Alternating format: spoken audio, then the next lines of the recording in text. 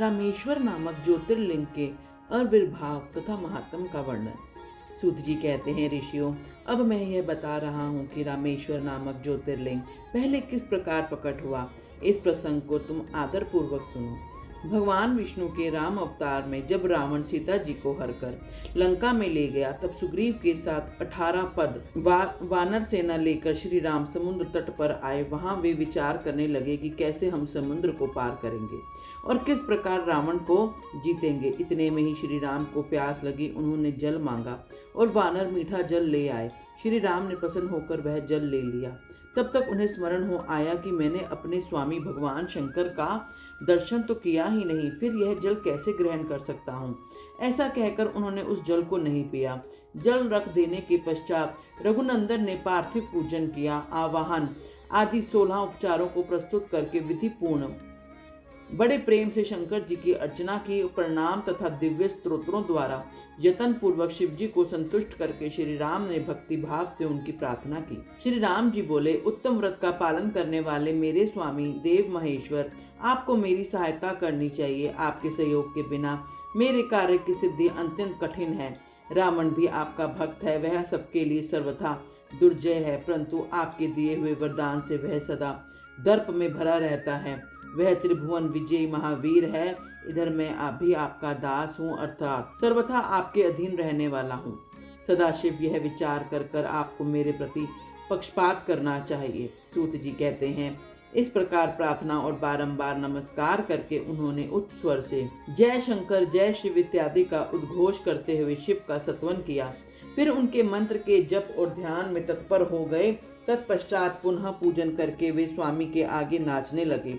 उस समय उनका हृदय प्रेम से द्रवित हो रहा था। फिर उन्होंने शिव के संतोष के लिए गाल बजाकर अव्यक्त शब्द किया। उस समय भगवान शंकर उन पर बहुत प्रसन्न हुए। वे ज्योतिर्मय महेश्वर वामांग भूता पार्वती और पार्षद गणों के साथ शास्त्रोक्त निर्मल रूप धारण करके तत्काल वहां प्रकट हो गए।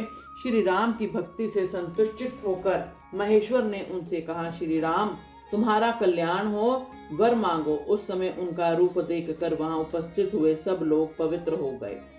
शिव धर्म परायण श्री राम जी ने स्वयं उनका पूजन किया। फिर भांति भांति की स्तुति एवं प्रणाम करके उन्होंने भगवान शिव से लंका में रावण के साथ होने वाले युद्ध में आपके लिए विजय की प्रार्थना की।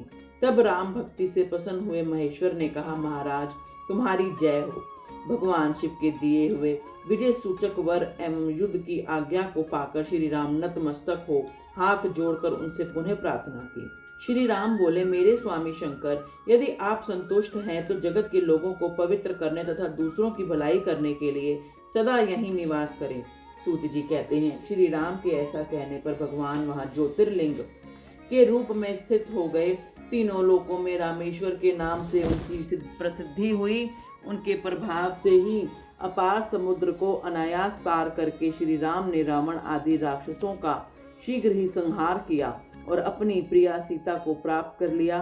तब से इस भूतल पर रामेश्वर की अद्भुत महिमा का प्रसार हुआ।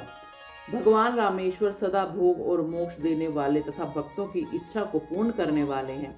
जो दिव्य गंगा जल से रामेश्वर शिव को भक्ति पूर्वक स्नान करता है, वह जीवन मुक्त ही है।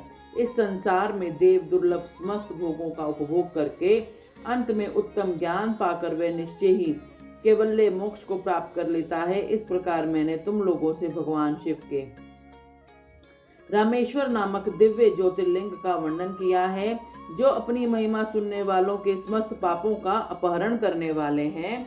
बोलो हर हर महादेव।